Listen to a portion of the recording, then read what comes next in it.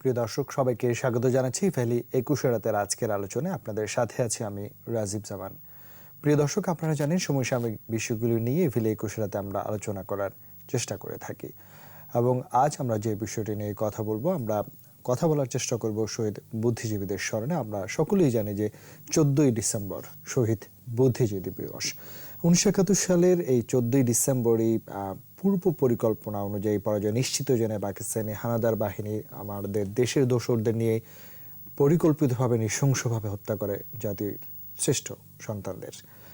এবং এই বুদ্ধিজীবীদের হত্যার নীল নকশা ষড়যন্ত্র দীর্ঘমেয়াদী যে বাংলাদেশকে পিছিয়ে দেওয়া এবং সেই জায়গাগুলো এখনও চেষ্টা তাদের চলছে, কিভাবে বাংলাদেশকে আঁকড়ে ধরে পিছিয়ে দেওয়া যায় সেই জায়গাগুলো নিয়ে আজকে আমরা কথা বলব। অনুষ্ঠানের শুরুতেই আমরা গভীর শোক ও শ্রদ্ধার সঙ্গে স্মরণ করছি সেই জাতির শ্রেষ্ঠ সন্তানদের এবং এই বিষয়গুলো নিয়ে আজকে আমরা কথা বলবো। এবং এসব বিষয় নিয়ে আজকে কথা বলার জন্য আমাদের সাথে ভার্চুয়ালি সংযুক্ত আছেন জনাব আরফিন সিদ্দিক, সাবেক উপাচার্য, ঢাকা বিশ্ববিদ্যালয়। এবং আমাদের সাথে ভার্চুয়ালি সংযুক্ত আছেন জুলফিকার আলী মানিক, সিনিয়র সাংবাদিক। এবং কিছুক্ষণের মধ্যে আমাদের সঙ্গে স্টুডিওতে সংযুক্ত হবেন জনাব অনল রায়হান, শহীদ বুদ্ধিজীবী জহির রায়হানের ছেলে। আমরা অনুষ্ঠান শুরু করব আরফিন সিদ্দিক স্যারের কাছ থেকে। স্যার, প্রথমেই এই দিবসটি আসলে আমরা পার করেছি এবং শহীদ বুদ্ধিজীবী দিবস আমরা সকলেই জানি যে আসলে নীল নকশার যে অন্তরা এবং সেই নীল নকশা যারা করেছিলেন, কি জন্য করেছিলেন, সে জায়গাগুলো আমরা প্রতি বছর এই বিষয়গুলোতে আলোচনা করে থাকি। প্রথমেই গভীর শোক ও শ্রদ্ধা আবারও ২১ পরিবারের পক্ষ থেকে তাদের স্মরণ করছি এবং প্রথমে আপনার কাছ থেকে এই দিবসটি উপলক্ষে একটু শুনতে চাইব। ১৪ই ডিসেম্বর আমরা শহীদ বুদ্ধিজীবী দিবস হিসেবে উদযাপন করি, কারণ ১৯৭১-এর এই দিনে আমাদের বহু বুদ্ধিজীবী, সাংবাদিক, প্রকৌশলী, চিকিৎসক, শিক্ষক, আইনজীবী তাদের বাসস্থান থেকে অথবা তারা যেখানে আশ্রয় নিয়েছিলেন নিজের বাসস্থানের বাইরে গিয়ে সেখান থেকে ধরে নিয়ে এসে হত্যা করা হয়। তাদের মৃতদেহ পরে বাংলাদেশের বিজয় অর্জনের পরে মিরপুর বধ্যভূমিতে, রায়ের বাজারের বধ্যভূমিতে উদ্ধার করা হয়। কিন্তু যে ঘটনাটি ঘটেছে সেটি হচ্ছে এই বুদ্ধিজীবী নিধন কিন্তু ২৫শে মার্চে সেই কালো রাত থেকেই শুরু হয়েছে। সেই দিনই আমাদের ঢাকা বিশ্ববিদ্যালয় ক্যাম্পাসে অধ্যাপক জিসি দেব, প্রফেসর গুহ ঠাকুরতা, আরো বেশ কিছু অধ্যাপক তারা হত্যাকাণ্ডের শিকার হন একেবারে ২৫শে মার্চ মধ্যরাত। আর তারপর থেকে কিন্তু প্রতিদিনই বিভিন্ন জায়গায়, সেটি ঢাকাতে, ঢাকার বাইরে বহু পেশাজীবী মানুষ তাদেরকে হত্যা করা হয়েছে, চিকিৎসক হত্যা করা হয়েছে, সাধারণ মানুষ, মুক্তিযোদ্ধা, মুক্তিযুদ্ধে গেছে এই ধরনের পরিবারের সদস্যদের। তো আপনি যদি সংখ্যা গুনেন ৩০ লক্ষ পরিসংখ্যান আমরা বলি, কিন্তু এই ৩০ লক্ষের বাইরেও আরো বহু মানুষ হয়তো এখনো আমাদের জানার বাইরে আছে। কারণ বহু মানুষকে বিভিন্নভাবে হত্যা করা হয়েছে, গ্রামের পর গ্রাম ধ্বংস করে দেওয়া হয়েছে, জ্বালিয়ে দেওয়া হয়েছে। তো আমরা ১৪ই ডিসেম্বর এটিকে প্রতীকী দিবস হিসেবে উদযাপন করছি, কারণ এই দিনে একবারে শেষ মুহূর্তে ২৫শে মার্চে প্রথম আঘাতটা শুরু করলো গণহত্যা দিয়ে, আর এই ১৪ই ডিসেম্বরে এসে দেখা গেল যে কোনোভাবেই আর বাংলাদেশের স্বাধীনতাকে তারা থামিয়ে রাখতে পারছে না। বাংলাদেশ মাথা উঁচু করে স্বাধীনতার দিকে এগিয়ে যাচ্ছে। সেই সময় অর্থাৎ ডিসেম্বর মাসের ওই ১০, ১১, ১২, ১৩, ১৪ এই কয়েকটা দিন তারা এই হত্যাকারী বর্বর পাকিস্তান বাহিনী এবং তাদের দোসররা, বিশেষ করে এই ডিসেম্বরের এই শেষ এই আপনার আমাদের ১৪ই ডিসেম্বর এবং তার আগে কয়েকটা দিন, এগুলো কিন্তু বেশিরভাগ করেছে এই দেশীয় যারা বর্বর বাহিনীর দোসর ছিল, রাজাকার, আল বদর, আল শামস, জামাত ইসলামীর কর্মী, জামাত ইসলামী অনুসারী এরা। কারণ সেই সময় অবরুদ্ধ ঢাকা শহর কারফিউ মধ্যে আছে, সারাক্ষণ কারফিউ। এই কারফিউর মধ্যে দেখা গেল যে এই রাজাকার আর বদর আল শামস এরা বাস নিয়ে অথবা কোনো গাড়ি নিয়ে ক্যাম্পাসে আসছে, ঢাকার বিভিন্ন জায়গায় যাচ্ছে। আমাদের পেশাজীবী, চিকিৎসক, প্রকৌশলী তারা যেখানে যেখানে আছেন এদের খোঁজ কিন্তু তারা আগেই রেখেছে। ঠিক তাদের কাছে সেই তালিকাও ছিল। পরবর্তীতে সে ডায়েরিরাও ফর্মালি তার ডায়েরিতে সেই তালিকাও পাওয়া গেছে। এই তালিকাগুলো তাদের কাছে আগেই দেয়া ছিল। তারা প্রতিদিনই তালিকা করে হত্যা করেছে। আর শেষ মুহূর্তে এসে যখন দেখছে যে একেবারে আমাদের মিত্রবাহিনী এবং মুক্তিবাহিনীর যৌথ কমান্ড, ভারতের সশস্ত্র বাহিনী আর মুক্তিযোদ্ধারা, তারা মিত্রবাহিনী সম্মিলিতভাবে মিত্রবাহিনী গঠন করে যখন ঢাকা অভিমুখে আসছে, তখন সারা দেশের যে পাকিস্তানের সেনাবাহিনীর সদস্যরা ছিল তারা কিন্তু সব পলায়ন পর, তারা সব ঢাকামুখী, বিভিন্ন জায়গা থেকে ঢাকার দিকে আসছে, অথবা ঢাকার বাইরে যে গ্যারিসন বা ক্যান্টনমেন্ট গুলো আছে সেখানে তারা আশ্রয় নিচ্ছে। ঢাকার ঢাকার রাজপথে তখন কোনো পাকিস্তানি বাহিনী আর দেখা যাচ্ছিল না, তারা সব ঢাকা ক্যান্টনমেন্টে আশ্রয় নিয়েছে। তারা নিজের জীবন নিয়ে তখন পলায়ন পর। আর এই সুযোগে কাজে লাগিয়েছে এদেরকে, এই কুলাঙ্গার সন্তান এদেরকে কাজে লাগিয়েছে। এরা তো এই দেশেরই লোক, বাংলায় কথা বলে, এরা এসেছে ঢাকা বিশ্ববিদ্যালয় ক্যাম্পাসে। আমাদের শিক্ষকরা, বিশ্ববিদ্যালয় ক্যাম্পাস জনশূন্য, ছাত্র নাই, শিক্ষক নাই, এর মাঝে কিছু আবাসিক ভবনের শিক্ষকরা আছেন সপরিবারে। এই পরিবারগুলোতে এসে তারা কি, এমনকি কোনো কোনো শিক্ষকের নিজস্ব বিভাগের ছাত্ররাও এসেছিল, তারা এসে বলেছে, পরিবারের সদস্যরা যখন জিজ্ঞেস করেছে কোথায় নিতে চাও, না একটু পরে আমরা আবার দিয়ে যাচ্ছি। তো তারা তাদের বিভাগের শিক্ষক খুব বিশ্বাস নিয়েই হয়তো তাদের পরিবারের সেই সদস্যকে তারা ছেড়েছেন এবং তাদেরকে নিয়ে তারা চলে গেল। এই বিশ্বাসঘাতকতা, এই মির্জাফর, এই মুনাফিকি, এটা কি করে সম্ভব হলো এই দেশের? সম্ভব হয়েছে কারণ তারা বর্বর সেই পাকিস্তান বাহিনীর দোষর, সক্রিয়ভাবে তাদেরকে সহযোগিতা করেছে পুরো এই মুক্তিযুদ্ধের 9 মাসে। আমি যেটা বলে থাকি সাধারণত, যে দেখেন, পাকিস্তান থেকে 93,000 পাকিস্তানি সৈন্য এই দেশে উড়ে এসেছিল। এই পাকিস্তানি 93,000 এই সৈন্যের পক্ষে বাংলাদেশে 30 লক্ষ মানুষকে গ্রামে গঞ্জে প্রত্যন্ত অঞ্চলে গিয়ে হত্যা করা, এটা অসম্ভব হতো 71-এর বাস্তবতায়। কারণ 71-এ কিন্তু বাংলাদেশের অবস্থা এরকম ছিল না, রাস্তাঘাট ছিল না, যানবাহনের অভাব ছিল, জলযান যেগুলো স্পিড বোট, স্টিমার, এগুলো এত সংখ্যায় ছিল না, একটা ঔপনিবেশিক প্রদেশ পূর্ব পাকিস্তান। অতএব যোগাযোগ ব্যবস্থা এতই দুর্বল ছিল যে ঢাকা থেকে বা কোনো বড় শহর থেকে পাকিস্তানি সৈন্যের পক্ষে এই নদী নালা খালবিল পেরিয়ে প্রত্যন্ত গ্রামে গিয়ে মুক্তিযোদ্ধাদের পরিবার বের করে তাদের সদস্যদের হত্যা করা বা মুক্তিযোদ্ধাদের চিহ্নিত করে ধরে নিয়ে আসা, হত্যা করা, এটা কিন্তু এই দেশীয় দোসর ছাড়া সম্ভব হতো। এই রাজাকার আলবদর আল শামসের মূল যে ক্ষতিটাই দেশে করেছে, যে গণহত্যার ইন্টেন্সিটি, গণহত্যার মাত্রাকে বহুগুণ বাড়িয়ে দিয়েছে তারা। তা না হলে এরা হয়তো শহর গুলোতে থাকতো, আর তারা সবসময় কিন্তু জীবনের ভয়ে ভীত থাকতো, কিন্তু এরা গিয়ে এদেরকে সাহস জুগিয়েছে, এরা এদেরকে নিয়ে গেছে এবং এরা দেখিয়ে দিয়েছে যে এই বাড়িগুলোতে আছে। ঠিক একইভাবে আমাদের বুদ্ধিজীবীদেরকে শেষ পর্যায়ে এসে যারা হত্যা করলো, এরা পাকিস্তানি সেনারা তখন ক্যান্টনমেন্টে বন্দী অবস্থায় আছে, স্বেচ্ছাবন্দী হয়ে আছে তারা, কিন্তু এরা এসে এই ছাত্রগুলো, এমনকি ঢাকা বিশ্ববিদ্যালয়ের ছাত্র ছিল যাদেরকে আমরা পরে দেখেছি যে কেউ কেউ পালিয়ে এখন দেশের বাইরে আশ্রয় নিয়েছে, তারা এসে তাদের শিক্ষকদেরকে নিয়ে গেল, চিকিৎসকদেরকে নিয়ে গেল, আমাদের সাংবাদিক, কথিত যশোর সাংবাদিক যারা, তাদেরকে নিয়ে গেল। বিবিসির সেই সময়কার ঢাকা সংবাদদাতা, তিনি যেদিন লাস্ট ডিসপাচটা পাঠালেন ঢাকা থেকে, সেদিন মধ্যরাতে তাকে বাড়ি থেকে তুলে নিয়ে গেল। এগুলো কারা করেছে? এই কুলাঙ্গার, এই বিশ্বাসঘাতকেরা করেছে।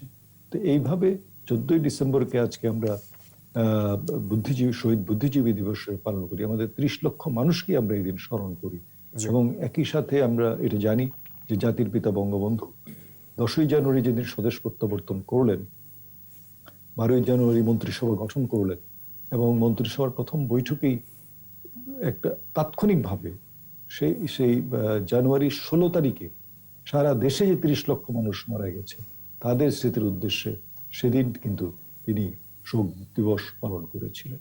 জি স্যার, আপনাকে অনেক ধন্যবাদ। আমরা আপনার কাছে আবারও ফিরবো। আমাদের সঙ্গে স্টুডিওতে যোগ দিয়েছেন জনাব অনল রায়হান, শহীদ বুদ্ধিজীবী জহির ছিলেন। আমরা তার সাথে একটু আলোচনা করতে চাই।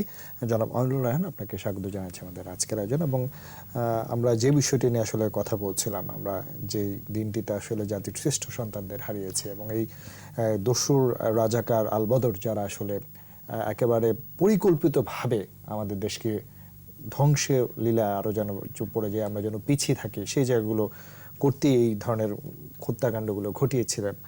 এবং আপনি এই যে আপনি যে পরিবার আপনারা ক্ষতিগ্রস্ত, এই যে বুদ্ধিজীবী সন্তান, আপনি এই যে জায়গাগুলো আসলে আপনার কাছ থেকে একটু শুনতে চাইবো।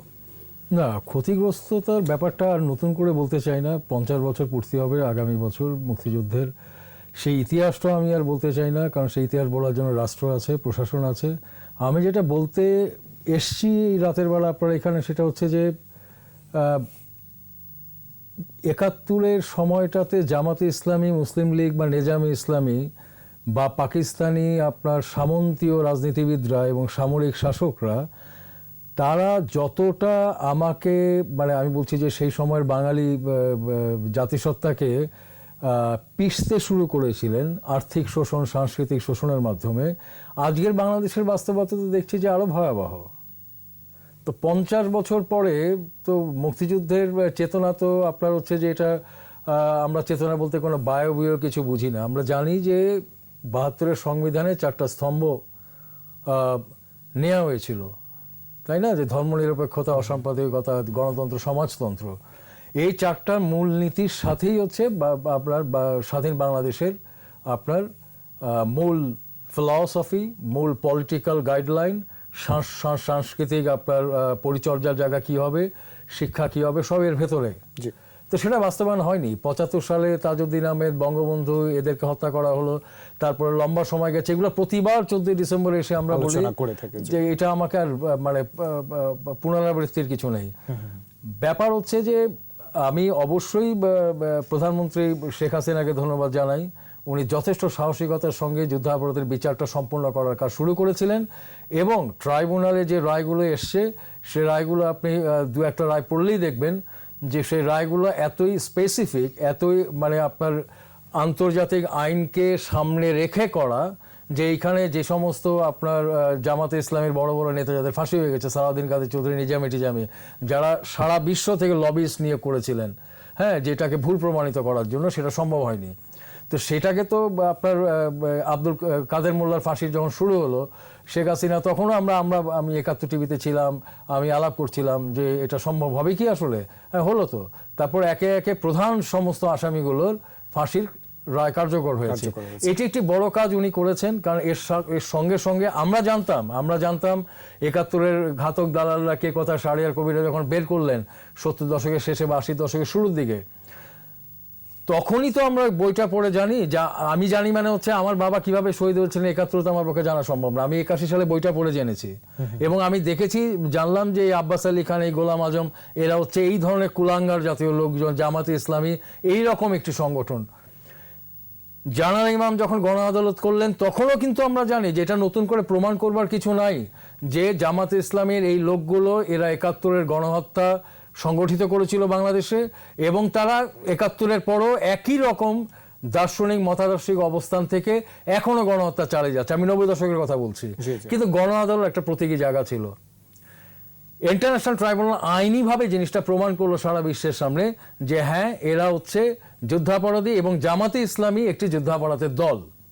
তাহলে আজকে এতগুলো বছর চলে গেল, আপনি জামাতকে নিষিদ্ধ করতে পারলেন না। জামাতকে নিষিদ্ধ করতে পারলে যেটা হতো, ওই নিষিদ্ধ করার সময় ডেফিনেটলি ওখানে একটা আইনি ব্যাখ্যা বিশ্লেষণ তো আসতো যে কেন জামাতে ইসলামী নিষিদ্ধ হবে। ওখানে বলাই হতো তখন যে এই রকম একটি রাষ্ট্র ব্যবস্থায় ধর্মকে নিয়ে, কোনো ধর্মকে নিয়ে রাজনীতি করা চলবে না, রাষ্ট্রের সাথে ধর্মের কোনো সম্পর্ক নাই। এগুলো বলার সঙ্গে সঙ্গে কি ধরনের বিষয় হলে আমরা বলতে পারবো যেটা ধর্মভিত্তিক রাজনীতি, তার ব্যাখ্যাগুলো আসতো। তাহলে আজকে এই ভাস্কর্য ভাঙা, খেলাফত, হেফাজত, আপনার হচ্ছে সৌদি আরবের সালাফিবাদ যেভাবে ছড়িয়েছে, হলি আর্টিজানের কাহিনী, এগুলো তো হতোই না। তো আমি এই বিচারগুলো করলাম, আমি প্রাইম মিনিস্টারের কাছে সম্মানের সঙ্গেই বলছি যে করলাম, কিন্তু জামাতকে নিষিদ্ধ করা দরকার ছিল। আর যেটা হয়ে গেছে যে আমরা যেটা একেবারে মানে এখন ধরেন এক ধরনের আতঙ্ক নিয়ে ঘুরি আর কি, কারণ আমরা বুঝতে পারি যে আসলে আমার বন্ধু যে ছিল মধ্যবিত্ত 90 দশকে উদার, সে আজকে আর উদার নেই। সে আজকে উদার নেই, সে এক ধরনের যেটাকে আমরা বলতে পারি যে ধরনের উগ্র ইসলামবাদ, উগ্র ইসলামপন্থা, সেটার মধ্যে উনি জেনে হোক না জেনে হোক ঢুকে গেছেন। উনার কাছে আপনি এখন সহসা গিয়ে কিন্তু জহির রায়হান, মুনীর চৌধুরী, আলতাফ মাহমুদ নিয়ে আর ঢুকতে পারবেন না। এই না পারার ব্যর্থতা যেমন হচ্ছে যে আপনার রাষ্ট্র এবং প্রশাসনের, সকলের রয়েছে। হ্যাঁ সকলের। তো সেই দিক থেকে আমি বলবো যে আমরা যে জায়গায় আছি, যে আজকে জুলফিকার মালিক আছেন এখানে, ওর আজকে একটা আমি বলবো যে আমি সৌভাগ্যবান যে আজকেও আছে। ও একটা চমৎকার পোস্ট করছে ফেসবুকে, এবং সেখানে ওই শ্রদ্ধার কথাটাই বলছে যে আমরা এখানে বসে এই ইতিহাসটা গাইছি, ৭১-এর কিভাবে হত্যাকাণ্ড হলো, আমরা এই সমস্তই করছি, কিন্তু আলটিমেটলি যে কারণে এই বুদ্ধিজীবী দিবস, যে কারণে এনারা আসলে শহীদ হয়েছিলেন, তার বাস্তবায়নের ধারে কাছে নেই। আপনাকে আরো একটা ছোট্ট কথা বলি, আমি এখানে আজকে ক্রিকেট খেলা হয়েছে, যে আজকে আমাদের আরেক শহীদ সন্তান মিতু ভাই, ওই যে আনোয়ার আজিমের ছেলে, উনিও বলছিলেন গত বছর ঠিক এই সময় ঢাকা স্টেডিয়ামে আপনার মিরপুর স্টেডিয়ামে ক্রিকেট খেলা হচ্ছিল বিপিএল এর, আজকেও হচ্ছে ক্রিকেট খেলা। আপনি আজকে ক্রিকেট খেলাটা বন্ধ করে দিতেন, সিম্পলি বন্ধ করে দিতেন। আপনি রায়ের বাজার আর ইয়েতে গিয়ে আপনি ফুল টুল দিয়ে শেষ করে দিচ্ছেন। তো এইটা যেটা হচ্ছে যে আমি শ্রদ্ধার সঙ্গে বলি যে এখানে শেখ হাসিনা তো একা, তো আওয়ামী লীগের মধ্যে, যুবলীগ, ছাত্রলীগের মধ্যে প্রচুর লোকজন ঢুকেছে, যেটা আমরা জানি, আপনিও জানেন, যারা সাম্প্রদায়িক, জামাত করেন না কিন্তু সাম্প্রদায়িক, জামাত করেন সেরকম লোকও ঢুকেছে জানি। আরেকটা যেটা গ্রুপ ঢুকেছে যাদের সাথে ৭১-এর বা বাঙালি জাতিসত্তার আদর্শের সাথে কোনো যোগাযোগ নেই, তারা ক্ষমতার রাজনীতির জন্য, টাকার রাজনীতির জন্য আপনার এই জায়গাগুলো আমাদের খুবই সতর্ক হতে হবে। যে ধন্যবাদ আপনার, আমরা ফিরবো আপনার কাছে আলোচনা। আমরা জুলফিকার আলী মালিক আপনার কাছে একটু আসবো। আপনি দুজনের কথাই শুনছিলেন, স্যারের কথা শুনছিলেন, অনলদা অনেকগুলো বিষয় কষ্ট থেকে আসলে বলেছেন, যেটি অত্যন্ত সত্য, যে এত বছর পরেও, স্বাধীনতার পরেও এই ষড়যন্ত্রকারীদের আসলে আমরা নিশ্চিহ্ন করতে পারছি কিনা, কিন্তু তারা ছলে বলে কৌশলে সবসময় আমাদের পিছিয়ে দেওয়ার চেষ্টা করছেন। সেই জায়গায় আমরা কতটুকু সতর্ক আছি? ধন্যবাদ ইটিভিকে, ধন্যবাদ। এখানে আমার খুব প্রিয় শিক্ষক আছেন আরিফিন স্যার, যদিও আমার সাংবাদিকতা পড়ার সৌভাগ্য হয়নি, কিন্তু আমি স্যারকে ভীষণ শ্রদ্ধা করি, উনি অত্যন্ত জনপ্রিয় সাংবাদিকতার শিক্ষক। এখানে অনল রায়হান আছেন, আমরা দীর্ঘদিন একসাথে, শুধু চিনি বললে ভুল হবে, আমরা একসাথে কাজ করেছি এবং গুরুত্বপূর্ণ কাজ করেছি। যাই হোক, ব্যক্তিগত পরিচয় বা শ্রদ্ধা এখানে যদিও বড় না, আমি সবাইকে একটু শুভেচ্ছা জানাচ্ছি, এবং আপনি হোস্ট সবাইকে। আমি মন দিয়ে সবার কথা শুনেছি, এবং আমি সর্বশেষ অনল রায়হানের কথাগুলো শুনেছি, এবং দর্শকরা যদি শুনে থাকেন অনল রায়হানের কথা, বা যারাই শুনছেন, আমি বিশ্বাস করি যে তারা নিজেদের বুকে অনুধাবন করার চেষ্টা করবেন যে জহির রায়হানের সন্তান, শহীদ জহির রায়হানের সন্তান, এবং যেই পরিবার, শুধু তো উনি জহির রায়হানের সন্তান নন, উনার শহীদুল্লাহ কায়সার জহির রায়হানের ভাই শহীদ হয়েছেন, জহির রায়হান শহীদ হয়েছেন। আমাদের মহান মুক্তিযুদ্ধে এই পরিবারের একটা অসীম অবদান আছে। এবং শুধু পরিবারের মুক্তিযুদ্ধ কেন, বাংলা সাহিত্যে যদি বলি, চলচ্চিত্রে যদি বলি, সাংবাদিকতায় যদি বলি, সর্বক্ষেত্রে সমস্ত সৃজনশীল জায়গায় এই পরিবারের একটি একটি অসীম অবদান আছে। ঠিক সেই পরিবারের একজন সন্তান কি বললেন এতক্ষণ, টিভির পর্দায় যারা শুনেছেন বা ভবিষ্যতে যদি ইউটিউবে শুনেন, তারা একটু মন দিয়ে কান দিয়ে শুনবেন, যে বিচারটি যুদ্ধাপরাধের বিচার, যেই বিচারে আমরা মনে করি যে কোনো অপরাধের বিচারই কাঙ্ক্ষিত, যুদ্ধাপরাধ পৃথিবীর হচ্ছে সবচাইতে জঘন্যতম অপরাধ। এই অপরাধের বিচারটি বর্তমানে প্রধানমন্ত্রী শেখ হাসিনার নেতৃত্বাধীন সরকার করেছেন। এটা একটা এটার জন্য উনি সারা জীবন, এটার জন্য উনি অভিনন্দন পাওয়ার দাবি রাখেন, কৃতজ্ঞতা জানবার দাবি রাখেন। কিন্তু বিচারটি তো আর শুধু বিচার নয়, এটা তো ব্যক্তির বিচার সাজা দেওয়ার ব্যাপার নয়। মুক্তিযুদ্ধটাতে একটি আদর্শিক লড়াই ছিল, সেই আদর্শিক লড়াইয়ের জায়গায় যেই বাংলাদেশ বিনির্মাণ করবার কথা ছিল, এই বাংলাদেশ হয়তো আমরা বিনির্মাণ করতে পারিনি ৭৫ সালে বঙ্গবন্ধুকে হত্যার পরে। দীর্ঘদিন বাংলাদেশের মুক্তিযুদ্ধের চেতনা, স্বাধীনতার মূল্যবোধের বিরোধী সামরিক বেসামরিক সরকারের কারণে। কিন্তু এটা তো সত্য, গত ১২ বছর ধরে স্বাধীনতা বা মুক্তিযুদ্ধের যে সংগ্রাম, সশস্ত্র মুক্তিযুদ্ধ, সেটার নেতৃত্ব দানকারী দল এক যুগ ধরে ক্ষমতায়। হয়তো আপনি অতীতের অনেক আবর্জনা দূর করতে পারবেন না, আপনি সরকার বিচার করেছে যুদ্ধাপরাধীদের একটা পর্যায় পর্যন্ত, সেটাও সত্য, কিন্তু চেতনা, মূল্যবোধ, যেই বাংলাদেশ সত্যিকার অর্থে প্রতিষ্ঠার জন্য মুক্তিযোদ্ধারা যুদ্ধ করেছেন, শহীদ হয়েছেন বুদ্ধিজীবীরা বা আরো অনেক মুক্তিযোদ্ধা, সেই বাংলাদেশ কি আজকে আমরা আগামী বছর যখন সুবর্ণ জয়ন্তী পালন করব তার দ্বার প্রান্তে কোথায় দাঁড়িয়ে আছি? সেই কাঙ্ক্ষিত বাংলাদেশের ছায়ার কাছেও আমরা দাঁড়ানো নেই। এটাই হচ্ছে অনল রায়হানের কথা থেকে বেরিয়ে আসছে। এই দুঃখ শুধু আমি অনল রায়হানের কথা বলছি না, ফেসবুক আজকাল বাংলাদেশের Facebook, Twitter, Instagram, social media পৃথিবীকে আমার আপনার দ্বার প্রান্তে নিয়ে এসেছে। তো আমি এমন একজন মুক্তিযোদ্ধা আমার ফেসবুকে আছেন যিনি শুধু অসীম সাহসী মুক্তিযুদ্ধই করেননি চট্টগ্রামে, যিনি এখনো মুক্তিযুদ্ধ নিয়ে বই লিখেন, কথা বলেন, তরুণ প্রজন্মকে অনুপ্রাণিত করার চেষ্টা করেন। এই যে অনল রায়হান বলল যে বঙ্গবন্ধুর ভাস্কর্য ভাঙার জন্য হেফাজতি বা এই যে মৌলবাদী ইসলামপন্থীদের আস্ফালন, এই যে আমরা দেখছি হেফাজতকে আওয়ামী লীগ ব্যাপক রকমের হানিমুন করছে বা নানান রকমের তোষণ করছে, জামায়াতে ইসলামীকে ব্যান করেনি, কিন্তু জামায়াতে ইসলামী বহু লোক আওয়ামী লীগ, যুবলীগ, ছাত্রলীগ নানান জায়গায় ঢুকেছে তাদের শিবিরের পার্টির লোকজন। এটা আমরা তো জানি, এটা আমরা সাংবাদিক, আমাদের না জানার কিছু নেই।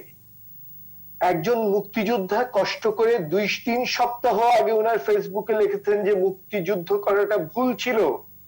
আজকে আমি খুব দুঃখের সাথে এই ফেসবুকের ওই পোস্টটা বলছি এই জন্য যে আমরা যারা সত্যিকারের একটি উদারপন্থী, অসাম্প্রদায়িক, ধর্মনিরপেক্ষ, সহনশীল, সব মানুষের জন্য বসবাসযোগ্য বাংলাদেশ চাই, সেই বাংলাদেশকে আমরা পেয়েছি।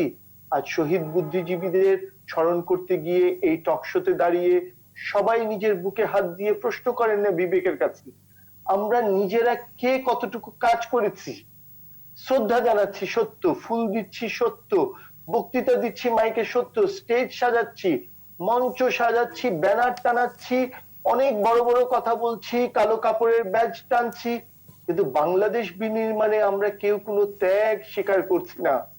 ত্যাগ যা স্বীকার করে গেছেন 71-এ আমাদের শহীদরা, ওনারা বুদ্ধিজীবীরাও আছেন এবং বুদ্ধিজীবী নন এমন মুক্তিযোদ্ধারাও আছেন। আমি এমন মুক্তিযোদ্ধাদের চোখে হাত দিয়ে আমি টেনে নিয়ে সরকারকে দেখাতে পারবো যে মুক্তিযোদ্ধারা সত্যিকারের মুক্তিযুদ্ধ করেছেন, এখন ওনারা চাকরের মতো জীবনযাপন করেন, চাকরি করেন। এটা তো হবার কথা ছিল। আমি বলছি না ওনাদের সোনার চামচে বড় করতে হবে, পালতে হবে, কিন্তু ওনাদের কি সম্মান সত্যি আমরা দিতে পেরেছি? আমরা কোট টাই পরছি, আমরা জ্যাকেট পরছি, আমরা স্যুট পরে বেড়াচ্ছি, আমরা মাইকে বক্তৃতা দিচ্ছি, সত্যিকারে যে কৃষক, শ্রমিক, গরিব মানুষ মুক্তিযুদ্ধ করেছেন তাদের শ্রদ্ধার জায়গাটা কি পেরেছি? পারিনি। বিদেশি বন্ধুদেরকে আমরা কৃতজ্ঞতা জানিয়েছি কয়েক দশক পরে যারা আমাদের মুক্তিযুদ্ধে অবদান রেখেছেন, কিন্তু দুঃখের কথা তাদেরকে যে স্বর্ণের যে উপহারটি দিয়েছি সেটি ভেজাল স্বর্ণ। আমরা মুক্তিযোদ্ধাদের যে তালিকা বানিয়েছি ভুলে ভরা, রাজাকার স্বাধীনতা বিরোধীরা মুক্তিযুদ্ধের তালিকায় ঢুকেছেন। আমরা রাজাকারের যে তালিকা বানিয়েছি সরকারের উদ্যোগে, সেখানে মুক্তিযোদ্ধা শহীদ পরিবার ঢুকে গেছেন। এই অল্প কয়েকটি উদাহরণ বলে দিচ্ছে এই শ্রদ্ধা জানানোর জায়গাটি যে একেবারেই হচ্ছে গিয়ে খুবই একটি প্রদর্শনী মাত্র। সত্যিকারের বাংলাদেশ বিনির্মাণের মধ্য দিয়ে যে শ্রদ্ধা জানানোর কথা ছিল সেটা কেউ করেনি। গত এক যুগে আওয়ামী লীগ যুদ্ধাপরাধীদের বিচার করলেও প্রকৃতপক্ষে নানান কারণে তাদের যুক্তি থাকতে পারে, সেই মুক্তিযুদ্ধের বাংলাদেশের ধারে কাছে আমরা নাই। কিন্তু আমরা আজ শহীদ দিবসে শহীদদেরকে স্মরণ করছি, একদিন পরে বিজয় দিবসে আমরা আবার সকল মুক্তিযোদ্ধা শহীদদের স্মরণ করব, 2021 সালে আমরা সুবর্ণ জয়ন্তী পালন করব, কিন্তু বুকে ব্যাপক বেদনা নিয়ে। আমি অনল রায়হানের বেদনার সহমর্মী, আমি তার সাথে সম্পূর্ণ একমত। জি, মানিক ভাই আপনাকে ধন্যবাদ। আমরা এই বিষয়গুলো নিয়ে আবার আলোচনায় ফিরবো, স্যারের কথাও শুনবো, তবে ছোট্ট একটি বিজ্ঞাপন বিরতি নিতে হচ্ছে আমাকে। প্রিয় দর্শক, ইফেলি কুশারাতে ছোট্ট একটি বিজ্ঞাপন বিরতি নিচ্ছে, আমাদের সঙ্গেই থাকুন। প্রিয় দর্শক, আবারও সবাইকে স্বাগত জানাচ্ছি ফেলে 21 রাতের আজকের আলোচনা। আমরা বিরতির আগে আলোচনা করছিলাম শহীদ বুদ্ধিজীবীদের স্মরণে, এবং আমরা বিরতির আগে জুলফিকার আলী মানিক, জনাব অনল রায়হানের বক্তব্য শুনেছি। এবার আমরা একটু সংযুক্ত হব আরফিন স্যারের সঙ্গে। স্যার, আপনি শুনছিলেন বিরতির আগের বিষয়গুলো, এবং এই যে জাতির শ্রেষ্ঠ সন্তানদের ত্যাগের বিনিময়ে যে বাংলাদেশ আমরা পেয়েছি, 49 বছর পেরিয়ে আসলে সেই জায়গায় অনেকগুলো কষ্টের কথা আমরা শুনলাম। এবং এই যে আরো কিছু বিষয় আনতে চাই, যে স্বাধীনতার 49 বছর পরেও আসলে আমরা দেখছি যে শহীদ বুদ্ধিজীবীদের একটি পূর্ণাঙ্গ তালিকা নিয়েও নানা কথা হচ্ছে, যদিও 13 ডিসেম্বর একটি প্রাথমিক তালিকা হয়েছে 1222 জনের। এছাড়াও অনেক বৌদ্ধভূমি সংরক্ষণের কাজের বিষয়ে একটি কমিটি হয়েছে, প্রকল্প নেওয়া হয়েছে, আর মাত্র 6 মাস বাকি, সেখানে 265টি প্রকল্পের এখনো কোনো অগ্রগতি নেই। এই যে অবহেলাগুলো, এই যে 49 বছর পেরিয়ে আমরা 50 বছর পদার্পণ করতে যাব, সেই জায়গাগুলো আসলে বাংলাদেশের অনেক অগ্রগতি আছে, কিন্তু এই জায়গাগুলো আসলে আপনার আসলে কিভাবে মূল্যায়ন করেন? না, আমরা আজকে বুদ্ধিজীবীদের স্মরণ করছি, আমাদের মুক্তিযুদ্ধের শহীদদের স্মরণ করছি। এই যে জহির রায়হান, অনল রায়হান একটু আগে যে কথাগুলো বললেন, জহির রায়হান তো হত্যাকাণ্ডের শিকার হলেন, তিনি শহীদ হলেন বাংলাদেশের বিজয় অর্জনের 1.5 মাস পরে। তাহলে বুঝতে পারেন যে সেই সময়ের যে পরিস্থিতি, যে তখন মুক্তিবাহিনী, মিত্রবাহিনী, ভারতীয় সশস্ত্র বাহিনীর সদস্যরা, আমাদের মুক্তিবাহিনী, তারা সবাই কিন্তু বাংলাদেশে অবস্থান নিয়েছে। 16ই ডিসেম্বরের পরে এই মিরপুরের যে আপনার জহির রায়হান তার ভাইয়ের খোঁজে গেলেন, এবং সেখানে তিনি সহ যারা এই শহীদ হলেন, এই যে ঘটনাগুলো, এগুলো এখন আমাদের বাস্তবতা। তাহলে বুঝতে হবে যে সেই সময়ে মহান মুক্তিযুদ্ধ এবং তার পরবর্তী সময়টা কত কঠিন সময় ছিল। সেই সময় পাড়ি দিয়ে বঙ্গবন্ধু দেশ শাসন করতে শুরু করলেন। 10ই জানুয়ারি তিনি স্বদেশ প্রত্যাবর্তন করলেন। তেজগাঁর ছোট্ট বিমানবন্দরে তিনি অবতরণ করে সরাসরি চলে গেলেন রমনার রেসকোর্স ময়দানে। লক্ষ লক্ষ লোকের সমাবেশ, বিশাল জনসমুদ্র। সেখানে দাঁড়িয়ে তিনি তার স্বপ্নের কথা বলছেন, তিনি কিভাবে বাংলাদেশকে এগিয়ে নিতে চান, কিভাবে বাংলাদেশকে আপনার একটা সুখী, গণতান্ত্রিক, অসাম্প্রদায়িক, ধর্মনিরপেক্ষ বাংলাদেশ গঠন করবেন। সেই বিষয়গুলো বলে কিন্তু এই কথাটিও বলেছিলেন যে আজকে পাকিস্তানের এই বর্বর হানাদার বাহিনী এখানে আত্মসমর্পণ করে চলে গেছে, তারা পরাজিত হয়েছে, কিন্তু তাদের এ দেশীয় দোসর যারা, তারা এখানে রয়ে গেছে, এবং তারা তাদের ষড়যন্ত্র অব্যাহত রেখেছে, তাদের ষড়যন্ত্র চলছে। এই কথাটি তখনই বলেছিলেন। এবং পরবর্তীতে আমরা অত্যন্ত দুর্ভাগা জাতি যে বঙ্গবন্ধুকে রক্ষা করতে পারি। কারা বঙ্গবন্ধুকে হত্যা করেছে? এই পাকিস্তানের সেই দোসর, যারা পাকিস্তানের আদর্শে বিশ্বাসী এবং বঙ্গবন্ধুকে সপরিবারে হত্যা করে এই দেশকে আবার দীর্ঘ সময় শাসন করেছে, এবং দীর্ঘ সময় তাদের সেই অপশাসনের সময় বাংলাদেশকে পাকিস্তানমুখী করেছে।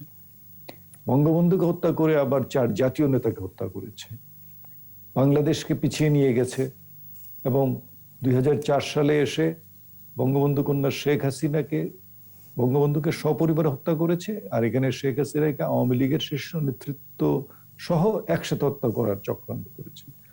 এবং প্রতিদিনই সেই বিএনপি জামাত জোট সরকারের আমলে বলে, সেনা শাসক, স্বৈরশাসকদের আমলে, প্রতিদিনই আমাদের কত প্রগতিশীল মানুষ, মুক্ত চিন্তাবিদ, তাদেরকে হত্যা করা হয়েছে।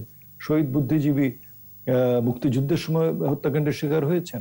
এই তো স্বাধীন বাংলাদেশে ময়ন আজাদ, আরো কতজনের নাম বলা যাবে, কত সাংবাদিকের নাম আমরা বলব, তারা হত্যাকাণ্ডের শিকার হয়েছেন।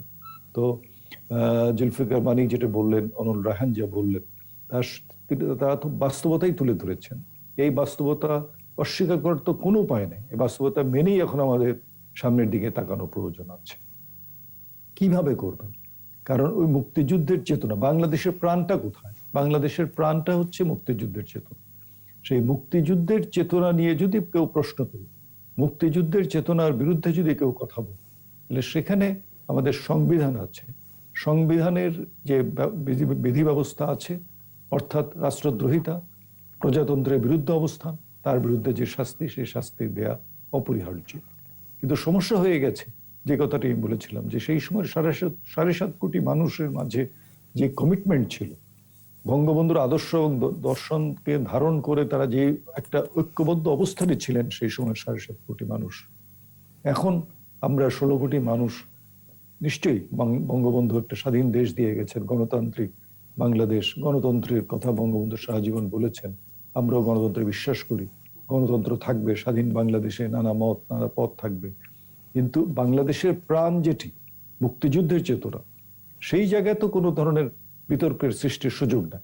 সেটা তো একটা জায়গায় ঐক্যবদ্ধ হতে হবে, সেটা বিবেকের ঐক্যবোধ, সেটা দেশপ্রেমের ঐক্যবোধ, সেটা মূল্যবোধের ঐক্যবোধ। তো সেই জায়গায় তো আমরা দেখতে পাচ্ছি অনেকটা শিথিল হয়ে গেছে। আমরা মুখে হয়তো অনেকেই বঙ্গবন্ধুর কথা বলি, মুক্তিযুদ্ধের চেতনার কথা বলি, কিন্তু কাজে কর্মে আদর্শে কতটা সেটা আমরা ধারণ করি সে নিয়ে তো আমাদের নিজেদের কাছেই প্রশ্ন। মানিক তাকে প্রশ্ন করেছেন, এই প্রশ্ন তো আমাকেও আমার করতে হবে, আমাদের সবারই করতে হয় যে আজকে যা দেখছি আমরা তাতে মুক্তিযুদ্ধের চেতনাকে আমরা কতজন ধারণ করি সত্যিকার অর্থে, এটা বলা খুবই সমস্যা, খুবই মুশকিল। তো সেই জায়গায় দাঁড়িয়ে আজকে শহীদ বুদ্ধিজীবীদের প্রতি যখন আমরা শ্রদ্ধা জানাই, গভীর শ্রদ্ধামনত চিত্তে তাদেরকে স্মরণ করি, তখন কেন আমরা ব্যক্তিগতভাবে তাদেরকে স্মরণ করে আমাদের নতুন প্রজন্মের কাছে তাদেরকে উপস্থাপন করি না? সেটি এখন করা দরকার আছে। শুধু সংখ্যার একটা কথা বলে 30 লক্ষ মানুষের হত্যাকাণ্ড, 30 লক্ষ পরিসংখ্যান দিয়ে কিন্তু অনেক কিছু বোঝা যায় না, ঢেকে যায়। একজন জহির রায়হান সিনেমাটিক জিনিয়াস, তিনি যে স্টপ জেনোসাইড যে ছবিটি করলেন সেটি মুক্তিযুদ্ধের কত বড় অস্ত্র ছিল। তো এইভাবে যদি আমরা প্রত্যেকের বিষয়গুলোকে আজকে তুলে ধরতে পারতাম আমাদের নতুন প্রজন্মের কাছে, এটি হয়তো একটা টেলিভিশন প্রোগ্রামে সম্ভব না। এটা দরকার আমাদের কোর্স কারিকুলামে, এটা দরকার আমাদের প্রাথমিক পর্যায়ে শিক্ষা থেকে মাধ্যমিক পর্যায়ে পুরো শিক্ষা ব্যবস্থার মাঝে এই বিষয়গুলো নিয়ে আসা। আজকে যারা বঙ্গবন্ধুর ভাস্কর্য ভাঙতে কুষ্টিয়ার সেই 5 রাস্তার মোড়ে এই সাহসটা করে, তারা কারা? তারা একটা মাদ্রাসার ছাত্র, 2 জন ছাত্র। এই ছাত্র কি নিজেরা গিয়েছে? তাদেরকে প্ররোচিত করেছে ওই মাদ্রাসার 2 জন শিক্ষক। তো মাদ্রাসা তো একটি শিক্ষা প্রতিষ্ঠান, সেই শিক্ষা প্রতিষ্ঠানে কি শেখানো হচ্ছে? তাহলে বোঝা যায় যে আমাদের গলতটা কোথায় হয়ে গেছে। আমরা বঙ্গবন্ধুকে হারিয়েছি এবং সেই কারণে বঙ্গবন্ধুর যে চিন্তা ভাবনা সেগুলোর থেকে আমরা অনেক দূরে সরে গেছি। যুদ্ধবিধ্বস্ত বাংলাদেশে বঙ্গবন্ধু যে বৈপ্লবিক সিদ্ধান্ত নিয়েছিলেন সেটি ছিল প্রাথমিক শিক্ষার জাতীয়করণ। কেন? কারণ বঙ্গবন্ধু সঠিকভাবে উপলব্ধি করেছিলেন যে এই স্বাধীন দেশকে যদি আমি এগিয়ে নিয়ে যেতে চাই তাহলে আমার সুশিক্ষিত প্রজন্ম দরকার আছে, এবং এই শিক্ষাটা শুরু করতে হবে প্রাথমিক পর্যায় থেকে, প্রথম শ্রেণী থেকে শুরু করতে। সেটাই তিনি শুরু করেছিলেন। যুদ্ধবিধ্বস্ত বাংলাদেশে যখন মানুষের খাদ্যের অভাব, বস্ত্রের অভাব, বাসস্থানের অভাব, তখন তিনি শিক্ষাকে জাতীয়করণ করে সকল প্রাথমিক শিক্ষাকে একমুখী করার নির্দেশ দিলেন।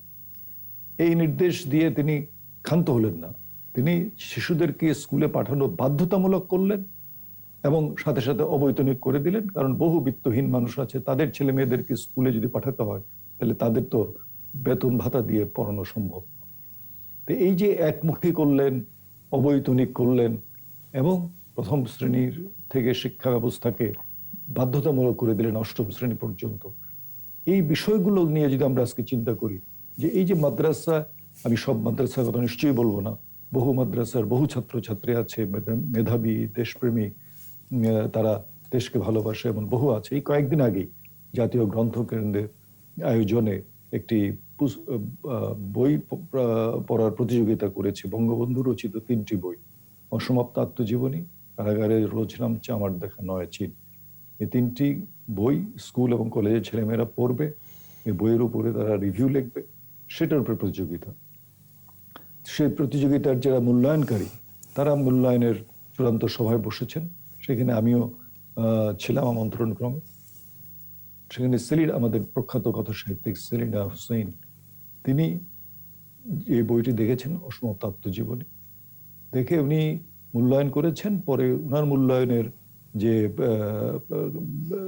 উনার অভিজ্ঞতা সেটি বললেন যে আমি দেখলাম যে আমার এই প্রতিযোগীদের মাঝে সবচেয়ে ভালো লিখেছে মাদ্রাসার পরে একজন ছাত্র। তো এইটা বলার অর্থ এটি যে আমরা জেনারেলাইজ করতে চাই না কোনো কিছু, কিন্তু এই প্রথম শ্রেণী থেকে অষ্টম শ্রেণী পর্যন্ত এখানে শিক্ষা ব্যবস্থাটা হওয়া উচিত ছিল একেবারেই একমুখী। জি। এখানে এই সরকারি বেসরকারি স্কুল, ইংরেজি মাধ্যম, বাংলা মাধ্যম, মাদ্রাসা, মক্তব, এইভাবে এই প্রাথমিক পর্যায়ে বিভাজনটা করার যে কত বড় ক্ষতি হয়ে গেছে এই দেশের, সেইটা আমরা প্রতিনিয়ত উপলব্ধি করি। জি। প্রাথমিক শিক্ষা হচ্ছে এই প্রজাতন্ত্রের শিক্ষার ভিত। এখানে প্রতিটি শিশু এক ধরনের শিক্ষা পাবে যাতে করে তারা মুক্তিযুদ্ধ, বাংলাদেশের ইতিহাস, সঠিক ঐতিহ্য, ইতিহাসটি জানতে সংস্কৃতি পারে। এগুলো নিয়ে যে ধারণাটা দেওয়া দরকার, সেই ধারণাটা তাদের কাছে থাকবে। তারপরে তো নিশ্চয়ই তারা বিভিন্ন ধারায় লেখাপড়া করবে। কেউ ধর্মীয় শিক্ষা যেতে পারে, কেউ প্রকৌশল শিক্ষা যেতে পারে, প্রযুক্তির শিক্ষা যেতে পারে। বঙ্গবন্ধুর সেই স্বপ্নটা কিন্তু আমরা এখনো সফল করতে পারিনি। জি। বঙ্গবন্ধু কন্যা শেখ হাসিনা আসার পরে আমরা একটা শিক্ষা নীতি পেয়েছি। বঙ্গবন্ধুর যে শিক্ষানীতি সেটাই অনুসরণ করে আমরা এগিয়ে যাচ্ছি, কিন্তু এই জায়গায় ওই সময়ের ব্যবধানে যেটা বললাম জি। যে 21 বছর পিছিয়ে গেছে, পেছনমুখী ছিল, তারপরে চেষ্টা করা হচ্ছে, নানা চড়াই উতরাই পেরিয়ে আমরা এগিয়ে যাচ্ছি, কিন্তু এই প্রাথমিক শিক্ষাকে একমুখী করা এবং সেখানে বাংলাদেশের ইতিহাস ঐতিহ্যকে সবচেয়ে বেশি গুরুত্ব সঠিকভাবে দেওয়া। উপস্থাপন এই করতে শিক্ষাটা হবে। শুধুমাত্র জিপিএ 5 পাওয়া শিক্ষা হবে না। এই শিক্ষা হতে হবে ওই আমাদের শহীদ বুদ্ধিজীবীরা কি কারণে তাদের জীবন দিলেন, কোন আত্মত্যাগের জন্য তাদের জীবন দিতে হলো, কেন 30 লক্ষ মানুষ জীবন দিয়ে গেলেন এই স্বাধীন বাংলাদেশের জন্য। এই বিষয়গুলো কিভাবে বঙ্গবন্ধু নেতৃত্ব দিয়ে গেছেন দশকের পর দশক, এই ঔপনিবেশিক আমল থেকে স্বাধীন বাংলাদেশ দিয়ে গেছেন, এই সেই বিষয়গুলো জায়গাগুলো আমাদের আমাদের তুলে আনতে শিক্ষা হবে। কার্যক্রমের মধ্যে নিয়ে আসাটা অত্যন্ত জরুরি জরুরি। বলে জি মনে স্যার। স্যার, আপনাকে ধন্যবাদ। আমরা শেষ দিকে সময় পেলে আপনার কাছে আবারও আসবো। আমরা শেষ দিকে আসছি আলোচনার প্রায়। রায়হান, আমরা যে জায়গাটা আপনার কাছ থেকে জানতে চাবো, এই যে বঙ্গবন্ধু সোনার বাংলা, জাতির শ্রেষ্ঠ সন্তানদের ত্যাগের বিনিময়ে আমরা যে দেশ পেয়েছি, মাননীয় প্রধানমন্ত্রীর দৃঢ় সাহসী ভূমিকা আমরা এগিয়ে যাচ্ছি, এবং এই তরুণ প্রজন্মের হাত ধরে মুক্তিযুদ্ধের চেতনাকে নিয়ে আমরা যেন সামনে এগিয়ে যেতে পারি ভবিষ্যতে, সেই জায়গার প্রত্যাশা যদি আপনি একটু বলেন। না, প্রত্যাশার কিছু না, যেটা বলতে চাই সেটা সোজা বাংলায়, সেটা হচ্ছে যে কিছু লোক জীবিত আছেন এখনো। আনিসুজ্জামান স্যার মারা গেলেন কিছুদিন আগে। এ বলতে বলতে আমি প্রচুর বলেছি, আবারও বলছি, এখনও আছেন। সারোয়ার আলী খান আছেন, শাহরিয়ার কবির আছেন, মুনতাসির মামুন আছেন, মফিদুল্লাহ চৌধুরী আছেন। এরকম প্রচুর লোক আছেন যারা ইতিহাস সংশ্লিষ্ট, শুধু মুক্তিযুদ্ধ নয়, আর আগের যত ইতিহাস, ব্রিটিশ বিরোধী আন্দোলনের ইতিহাস সব যাদের ওই সংশ্লিষ্টতা আছেন, সে শিক্ষা আছে এবং কমিটমেন্ট আছে বাঙালি জাতির প্রতি। সেই লোকগুলোকে নিয়ে শেখ হাসিনা দরকার একটি কর্মসূচি প্রণয়ন করা। এই কর্মসূচি প্রণয়ন হবে স্বল্পমেয়াদী, মধ্যমেয়াদী, দীর্ঘমেয়াদী, স্কুলের জন্য, কলেজের জন্য, ইউনিভার্সিটির জন্য। পেশাজীবী যারা কাজ করবেন বিভিন্ন প্রতিষ্ঠানে, সে পেশাজীবীদের জন্যও সাংস্কৃতিক যে পেরিফেরিগুলো আছে, থিয়েটার, ফিল্ম, নাটক, আপনার মতো এই টেলিভিশন মিডিয়া, প্রত্যেকটার জন্যে এই প্রতিটা ক্ষেত্রে এই কর্মসূচি ওনারা প্রণয়ন করবেন, মাননীয় প্রধানমন্ত্রী দেখবেন, তার উপদেষ্টারা দেখবেন, এবং সেটা বাস্তবায়ন হবে। এটা একজন আপনার আমলা বা সচিব দিয়ে হবে না। এটা এই আপনার বুদ্ধিজীবী স্মৃতিসৌধে বসে, এই আপনার দিনে বসে এই মুক্তিযুদ্ধের ইতিহাস আমি কজন দেখছি 21 টিভিতে আমি জানি না, এই ইতিহাস বলেও কোনো লাভ হবে না। এটা একমাত্র বাস্তব সমাধান। ভাই, আমার সামনে আমি কোনো সমাধান দেখি না যে আগামী 10 বছর পরে এই দেশে দাঁড়িয়ে আমি বলতে পারবো যে হ্যাঁ, জহিরায়নরা শহীদ হয়েছিলেন, রুমি বদি আজাদ শহীদ হয়েছিলেন, সেটার বাস্তবায়ন হচ্ছে, আনলেস যদি না এই ধরনের কোনো কর্মসূচি রাষ্ট্র নিতে পারে। এবং আমি আপনাকে শ্রদ্ধা রেখে বলি যে এটা রাষ্ট্র ছাড়া আমার ব্যক্তিগত পর্যায়ের কোনো কাজ নয়। আমি, আমার পরিবার, যত মুক্তিযোদ্ধার পরিবার স্টিল সাইকোলজিক্যাল ট্রমার মধ্যে দিয়ে যায়। তাদের স্ত্রীরা যারা যুবতী থাকতে আপনার স্বামী হারিয়েছিলেন, তারা ফ্যামিলি, তাদের ছেলে মেয়েদের বড় করেছেন, পুরো জীবনটা স্যাক্রিফাইস করে মারা গেছেন। যারা কাদের মোল্লার ফাঁসির আগে মারা গেছেন, সেটুকু দেখে যান নেই। তো এখন আপনি আমার কাছে বলেন না যে আমি ব্যক্তি উদ্যোগ নিয়ে মুক্তিযুদ্ধের চেতনা বাস্তবায়নের জন্য দাঁড়ে যাবে। নো, এটা রাষ্ট্রের কাজ, প্রশাসনের কাজ। রাষ্ট্র এই জিনিসটা যদি এখন করতে না পারেন, আমি মেনে নিচ্ছি যেটা জুলফিকার আলী মালিক বললেন, এই বাস্তবতা আমরা জানি। যুবলীগ, ছাত্রলীগ, আওয়ামী লীগ, এগুলোর মধ্যে জামাতপন্থী লোক ঢুকেছে, এদের মধ্যে সুবিধাবাদী রাজনীতিক ঢুকেছেন, যারা শেখ হাসিনাকে ঘিরে আছেন।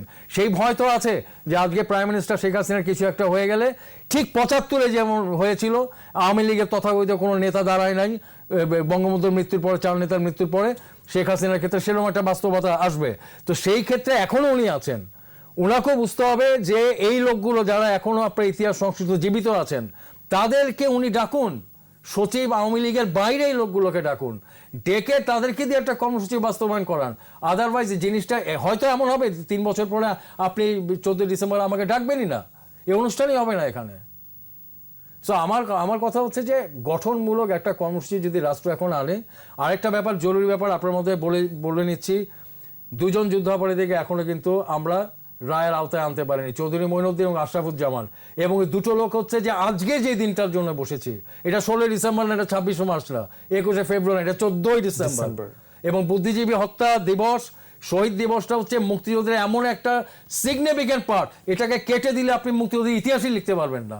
এবং পৃথিবীর যত জাতি গোষ্ঠী, যত জায়গায় বিপ্লব হয়েছে, জাতীয় বিপ্লব হয়েছে, বিদ্রোহ হয়েছে, কোথাও এই রকম ইতিহাস আছে বলে আমার জানা নেই, থাকলেও গুটি কয়েক।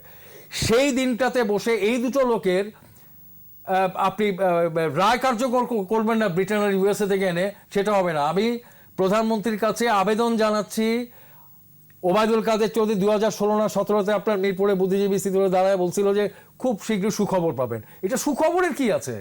এইটা তো বাধ্যতামূলক যে আপনি চৌধুরী মঈনুদ্দিন, আশরাফুজ্জামান, যাদের ট্রাইব্যুনালে রায় হয়ে গেছে, আপনি এনে ফাঁসি দেবেন।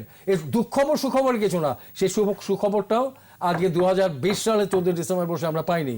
এদের বিরুদ্ধে ইন্টারপোলের রেড অ্যালার্ট পর্যন্ত জারি করা হয়েছে, তারা আনতে পারছেন না কেন? ব্রিটেন থেকে বা ইউএসএ থেকে? আমাদের কূটনীতিতে ঝামেলা, রাজনৈতিক উদ্যোগের ঝামেলা, নাকি যেটা মানিক বলো সেটাই সমস্যা? শেখ হাসিনাকে ঘিরে যারা আছেন তারা এগুলো চাচ্ছেন না করতে। আমার দাবি শহীদ পরিবারগুলোর পক্ষ থেকে, শহীদ বুদ্ধিজীবী পরিবারগুলোর পক্ষ থেকে, আজকে শহীদ বুদ্ধিজীবী দিবস, চৌধুরী মঈনুদ্দিন এবং আশরাফুজ্জামান ডিরেক্টলি এই কিলিংয়ের সঙ্গে যুক্ত ছিল, এই দুটো লোকের নিয়ে এসে তাদের রায় কার্যকর করা হোক। জি, ধন্যবাদ। আমরা মানিক ভাই আপনার কাছে আসবো। শেষ দিকে চলে এসেছে আসলে যে বিষয়টি নিয়ে আমরা আলোচনা শুরু করেছিলাম, যে জাতির শ্রেষ্ঠ সন্তান শহীদ বুদ্ধিজীবী দিবসের স্মরণে, এবং শেষ দিকে এসে আসলে আমরা প্রত্যাশাই রাখবো এবং আবেদনও রাখবো মাননীয় প্রধানমন্ত্রী সাহসী ভূমিকা, দৃঢ় পদক্ষেপে এই যে কষ্টের কথাগুলো আমরা শুনছিলাম, অনল রায়হান বলছিলেন, স্যার বলছিলেন যে তরুণ প্রজন্মের মাধ্যমে যেন আমরা সঠিক ইতিহাসটি ছড়িয়ে দিতে পারি, মুক্তিযুদ্ধের চেতনাকে ঘিরে যেন আমরা এগিয়ে যেতে পারি, সেই জায়গায় শেষ দিকে এসে যদি একটু যোগ করেন। আমাকে প্রশ্ন করেছেন? জি, শুনতে পাচ্ছেন আমাকে? মানে আমি একটু কম শুনেছি প্রশ্নটা, যদি আরেকবার জি, আমরা শেষ দিকে চলে এসেছি এবং এই যে অনলদার কথাগুলো আপনি শুনছিলেন নিশ্চয়ই, স্যারও বলেছেন, এবং এই যে মুক্তিযুদ্ধের চেতনাকে ঘিরে আমরা যেন তরুণ প্রজন্মকে সঠিক ইতিহাস জানিয়ে যেন মুক্তিযুদ্ধকে ঘিরে আমরা বাংলাদেশকে আরো এগিয়ে নিয়ে যেতে পারি, মাননীয় প্রধানমন্ত্রী যেন সেই পদক্ষেপগুলো সাহসী এবং দৃঢ় পদক্ষেপের মাধ্যমে নিতে পারেন, সেই জায়গায় আপনার প্রত্যাশা শুনবো। না, আমি একটা জিনিস মনে করি, দেখেন যে মুক্তিযুদ্ধে মানে এটা তো একটি রাজনৈতিক সংগ্রামের ফসল, আমাদের 71-এর মুক্তিযুদ্ধ। ফলে যারাই শহীদ হয়েছেন, যারা মুক্তিযুদ্ধ করেছেন বা যে কোনো পর্যায়ে ত্যাগ স্বীকার করেছেন, এটা আমরা কেউ তো অস্বীকার করার ঐতিহাসিক ভাবে সুযোগ নেই। সমস্ত কিছুই বঙ্গবন্ধু জাতির জনক শেখ মুজিবুর রহমানের ডাকে হয়েছে, কিন্তু উনার ডাকে হয়েছে। আওয়ামী লীগ, যেহেতু উনি আওয়ামী লীগের প্রধান ছিলেন, সেই হিসাবে ঐতিহাসিক ভাবে আওয়ামী লীগ একটি নেতৃত্বের জায়গায় ছিল। কিন্তু সত্য হচ্ছে যে আরো অনেক রাজনৈতিক ব্যক্তিত্ব, দল, আরো অনেক সাধারণ মানুষ যারা আওয়ামী লীগও করতেন না, তারাও তো এই মুক্তিযুদ্ধে অংশ নিয়েছেন, দেশের স্বাধীনতা সংগ্রামে, মুক্তিযুদ্ধে সশস্ত্রভাবে যুদ্ধ করেছেন। ফলে মুক্তিযুদ্ধের চেতনা এবং মুক্তিযুদ্ধের ইতিহাস রচনা এবং তরুণ প্রজন্মের কাছে তা ছড়িয়ে দেওয়া, এই যে কয়েকটি ধাপ, কয়েকটি বিষয়, আমি মনে করি যে এটাও কিন্তু মুক্তিযুদ্ধের মতো করে হতে হবে। আওয়ামী লীগ ক্ষমতায় আছে, তারা নেতৃত্ব দেবে সরকারে থেকে, এটা আমরা প্রত্যাশা করি যে মুক্তিযুদ্ধের ইতিহাস রচনা এবং প্রজন্মে ছড়িয়ে দেওয়া, কিন্তু সেটি আওয়ামী লীগের ইতিহাস হলে হবে না। সেই আওয়ামী লীগের নেতৃত্বে সকল মানুষের মুক্তিযুদ্ধের ইতিহাস হতে হবে। কারণ যেই ব্যক্তিটি কৃষক ছিলেন কিন্তু আওয়ামী লীগ করতেন না, যিনি শ্রমিক ছিলেন, মজুর ছিলেন, নেতা ছিলেন না, কিছু ছিলেন না, কিন্তু মুক্তিযুদ্ধে গেছেন, তাকে যেন তার সম্মানটা দেই, তাকে যেন সেই জিনিসটা, সেই আসনটা দেই। আমি তো বললাম যে আমাদের মুক্তিযুদ্ধটা একটি খুবই কি হয়ে গেছে, এটা একটি কোটারি ব্যাপার হয়ে গেছে মুক্তিযুদ্ধ। ফলে ওই জায়গা থেকে বেরিয়ে আসতে হলে কিন্তু অনেকে নির্মোহ ভাবে ইতিহাস লিখতে হবে। আমি ব্যক্তিগতভাবে মনে করি মুক্তিযুদ্ধ এই বিষয়টাকে এবং রাজনীতি এই বিষয়টাকে একটি লাভজনক জায়গায় চলে গেছে, তো এগুলোকে একটি অলাভজনক খাত করতে হবে। আমি মুক্তিযুদ্ধের সনদের প্রয়োজন আমি এখন বললে অনেকে রাগ করবে না, আমি জানি না যে কয়জন মুক্তিযুদ্ধের সনদের জন্য মুক্তিযুদ্ধ করেছে, আমার খুব ডাউট আছে। আচ্ছা, আপনারা সনদ দিতে চাচ্ছেন দেন, কিন্তু ঘটনা হচ্ছে সনদ দিলে কিছু পাওয়া যাবে, এই যে লাভজনক একটি অ্যাপ্রোচ, আমি মুক্তিযুদ্ধের ক্ষেত্রে এটিকে মনে করি অত্যন্ত অপমানজনক। আপনি আজকে শহীদের তালিকা করছে আওয়ামী লীগ, কেন এটি 9 সালে ক্ষমতায় এসে করেনি, কেন আজকে 12 বছর পরে এসে করছে, আমার একটি বিশাল প্রশ্ন। ফলে আপনি মুক্তিযুদ্ধের যোদ্ধাদের তালিকা করেন, শহীদের তালিকা করেন, আপনি রাজাকারের তালিকা করেন, সমস্ত মুক্তিযুদ্ধ বিষয়ক উদ্যোগ হতে হবে একটি অলাভজনক খাত। শুধু সম্মান, শুধু সম্মান, শুধু সম্মান, এই সম্মানের সাথে লাভ ক্ষতির কোনো সম্পর্ক নাই। সম্মান কিন্তু কোনো লাভ ক্ষতির হিসাব করে দিলে ওটা আর সম্মান থাকে না। পৃথিবীতে প্রথম বিশ্বযুদ্ধ, দ্বিতীয় বিশ্বযুদ্ধ, বড় বড় দেশের বড় বড় যুদ্ধে তারা অনেক যোদ্ধা মানে বীর যোদ্ধাদের সম্মান দেয়, ভাতা দেয়, যাই দেয়। কিন্তু আমি সচিব হলে আমার 3 বছরের, মুক্তিযোদ্ধা সচিব হলে 3 বছরের জন্য চাকরির মেয়াদ বেড়ে যাবে, আমার প্রমোশন বেড়ে যাবে। এইগুলি হচ্ছে গিয়ে প্রলোভন। মুক্তিযুদ্ধকে প্রলোভনের জায়গায় ঠেলে দিলে কিন্তু আর মুক্তিযুদ্ধের কোনো মর্যাদা থাকবে না এবং ইতিহাসেরও কোনো মর্যাদা থাকবে না। আওয়ামী লীগ যদি এটা বুঝতে পারে, তাহলে আওয়ামী লীগের উচিত রাজনীতিকে অলাভজনক খাত করতে পারবে না, এখনই পারবে না, কারণ তাইলে কেউ রাজনীতি, আওয়ামী লীগই সব দল দেউলিয়া হয়ে যাবে। কিন্তু অ্যাটলিস্ট মুক্তিযুদ্ধ, মুক্তিযুদ্ধের ইতিহাস, মুক্তিযুদ্ধের মর্যাদা, শ্রদ্ধা, এই খাতটাকে দয়া করে অলাভজনক একটি খাত ঘোষণা করে শুধু সম্মান, শুধু সম্মান এবং শুধু মর্যাদা, এর সার্টিফিকেট লাগবে না। আমি প্রচুর মুক্তিযোদ্ধার সাথে গ্রামে গঞ্জে কথা বলে দেখেছি, তারা সার্টিফিকেট বলে যে একটি জিনিস দেওয়া হয় মুক্তিযোদ্ধাদের, তারা শুনেনি নিয়ে গত 49 বছরে। কাকে সার্টিফিকেট দেওয়া হচ্ছে, কেন দেওয়া হচ্ছে, আমি তো বুঝতে পারছি না। আমি প্রচুর মানুষ চিনি যারা 72-73 সালে সার্টিফিকেট নিতে অস্বীকার করেছেন, বলেছেন আমি মুক্তিযুদ্ধ করিনি কোনো সার্টিফিকেট দেওয়ার জন্য। তাইলে বুঝেন, তারা যদি তার যুদ্ধ এবং ত্যাগের মর্যাদা বুঝতে পারেন, কেন এটি কোন সরকার, আওয়ামী লীগ কেন বুঝতে পারছে না? এটিকে অলাভজনক করতে হবে, ইতিহাসকে নির্বহ করতে হবে। বঙ্গবন্ধু নেতৃত্ব দিয়েছেন, আওয়ামী লীগ নেতৃত্বের আসনে ছিল দল হিসেবে, কিন্তু সবার অবদান ছিল, সবাইকে তার অবদানের জায়গাটুকু দিতে হবে, তাইলেই মানুষ সবাইকে শ্রদ্ধা করবে। নাহলে মানুষ 1-2জনকে শ্রদ্ধা করবে আর সবাইকে বলবে আরে তোমরা তো ছিল ছাগলের 3 নাম্বার বাচ্চা। জি, আমরা অবশ্যই সেটি চাই না, আমরা অবশ্যই চাই তারা সেই জায়গাগুলোর মুক্তিযুদ্ধের চেতনাকে ঘিরে, শহীদ বুদ্ধিজীবীদের ত্যাগের জায়গাগুলো ধীরে বাংলাদেশে এগিয়ে যাবে। আমরা একেবারে শেষ দিকে চলে এসেছি স্যার, আমরা আলোচনা শুরু করেছিলাম শহীদ বুদ্ধিজীবীদের স্মরণে যাওয়ার আগে তাদের স্মরণে শ্রদ্ধায় যদি কিছু বলে শেষ করে। আমাদের শ্রদ্ধা নিবেদন কখনোই শেষ হবে না, এই প্রতিদিন প্রতি মুহূর্তে আমাদের শ্রদ্ধা জ্ঞাপন করতে হবে আমাদের এই স্বাধীনতার পেছনে যারা আত্মত্যাগ করে গেছেন। কিন্তু যেটি সমস্যা হয়ে যায় অনেক সময়, যে আমরা যারা মহান মুক্তিযুদ্ধের প্রজন্ম, মুক্তিযুদ্ধকে দেখেছি, মুক্তিযুদ্ধে অংশগ্রহণ করেছি, বঙ্গবন্ধুকে দেখেছি, তার পরবর্তী প্রজন্ম যারা এই দেশে এসেছে এবং ভবিষ্যতে আসবে, তাদের সামনে আমরা কি রেখে যাচ্ছি? মুক্তিযুদ্ধের কতটুকু আদর্শ, চিন্তা, চেতনা, ভাবনা রেখে যাচ্ছি তাদের সামনে? এই যে মানিক বললেন, মুক্তিযুদ্ধ হিসেবে এখন কিছু লাভজনক বিষয় যুক্ত করে এক ধরনের একটা সুযোগ করে দেওয়া হয়েছে যে যারা মুক্তিযুদ্ধ করেনি তারাও এখন মুক্তিযোদ্ধার তালিকায় নাম লিপিবদ্ধ করছে।